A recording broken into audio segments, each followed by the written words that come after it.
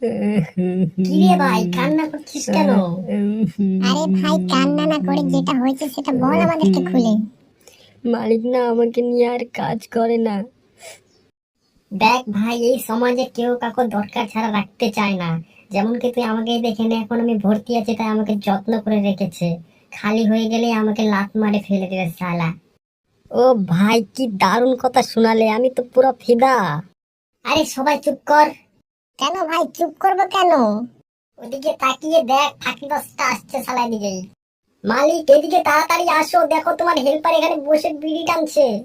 আরে চুপ কর।